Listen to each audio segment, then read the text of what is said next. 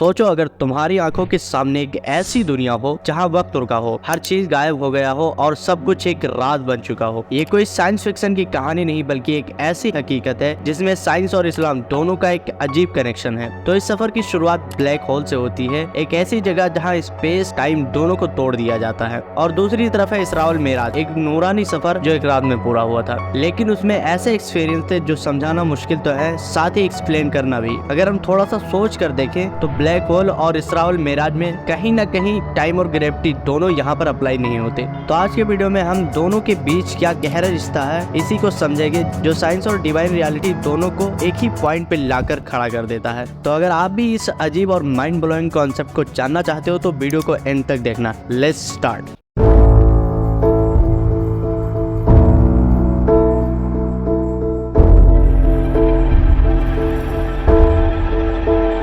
इसरा और मेराज का सफर ये दो हिस्सों में हुआ, जिसमें रसूलुल्लाह सल्लल्लाहु अलैहि वसल्लम ने पूरी कायनात का सफर एक रात में मुकम्मल किया। दोस्तों इस सफर पर हमने वीडियो बना रखा है, लिंक डिस्क्रिप्शन में दे दिया है, इसके बाद जरूर देखना। तो सवाल ये आता है कि ये सफर कोई इंसान 1000 सालों में मुकम्मल नहीं कर सकता, और अगर कोई लाइट के स्पीड से सफर करे तो वो जिंदा नहीं बचेगा, जबकि रसूलुल्लाह सल्लल्लाहु अलैहि वसल्लम ने सिर्फ एक रात में ये सफर पूरा मुकम्मल किया, जिसका जिक्र कुरान में भी है। अल इसरा, पाक है वो जात जो अपने बंदे को एक रात में मस्जिदुल हरम से मस्जिदुल अक्सा ले गया। इस सफर के दौरान रसूलुल्लाह सल्लल्लाहु अलैहि वसल्लम ने तजुर्बे किए जो इन्फिनिटी डायमेंशन से कनेक्ट करते हैं। ये सफर एक वक्त और स्पेस की लिमिटेटर को तोड़ने का मिसाल था।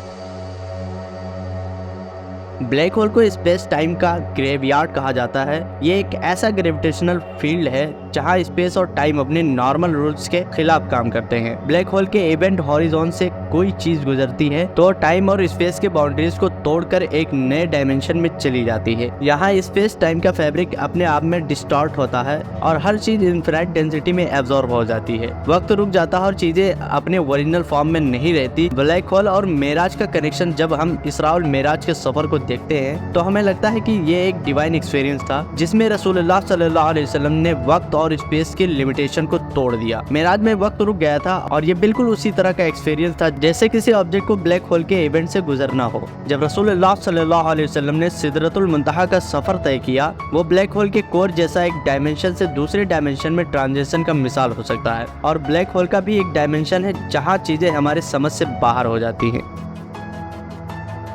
साइंस में अभी भी ब्लैक होल को समझने की कोशिश की जा रही है, लेकिन जो चीज हम कुरान में देखते हैं उनसे कुछ सिमिलरिटीज मिलती हैं। सिदरतुल मुंतहा जो एक डिवाइन बाउंड्री थी, एक इवेंट हॉरिजॉन के जैसा हो सकता है जहां वक्त और स्पेस की पुरानी डिफिनेशंस खत्म होती हैं। एस्ट्रोनॉमर भी मानते हैं कि ब्लैक होल एक गेटवे हो सकता है जहाँ से टाइम और स्पेस में नए डायमेंशन में जाना मुमकिन है। इसरा और मेराज में वक्त का रुक जाना और डिवाइन एक्सपीरियंस का होना एक स्पेस टाइम एनोमली की तरह है। जैसे ब्लैक होल के इवेंट हॉरिजॉन में एक चीज टाइम के इफेक्ट से बाहर हो जाती है, वैसे ही मेराज के सफर में रसूलुल्लाह सल्लल्लाहु अलैहि वसल्लम ने एक ऐसा वक्त देखा जहां सब कुछ इनफिनाइट और टाइमलेस था। आखिरी सोच, आज तक साइंस भी ब्लैक होल को समझ नहीं पाई है, लेकिन कुरान और हदीस में जो रेफरेंस दिए गए हैं उनसे हम साइंस के बहुत सारे एस्पेक्ट को समझ पा रहे हैं। इसरा और मेराज का सफर और ब्लैक होल दोनों ही हमें बताते हैं कि अल्लाह की अजमत और क्रिएशन के रहस्य हमारे समझ से बाहर है। क्या ब्लैक होल और इसरा और मेराज एक दूसरे से कनेक्टेड है? ये सवाल है जो साइंस और फैक्ट दोनों के लिए ओपन एंडेड है, लेकिन एक बात क्लियर है, डिवाइन रियलिटी और कॉस्मिक फिनोमेना दोनों एक ही अल्टीमेट ट्रूथ की तरफ जा रहे हैं। मेराज का पूरा सफर जानने के लिए डिस्क्रिप्शन में दिए गए लिंक पर क्लिक करें। और ये बहुत ही सेंसिटिव मामला है, तो बताने में अगर कोई गलती हुई तो अल्लाह हम सबको माफ करे। अगर आपको ये वीडियो इन्फॉर्मेटिव और इंटरेस्टिंग लगी हो तो डू सब्सक्राइब।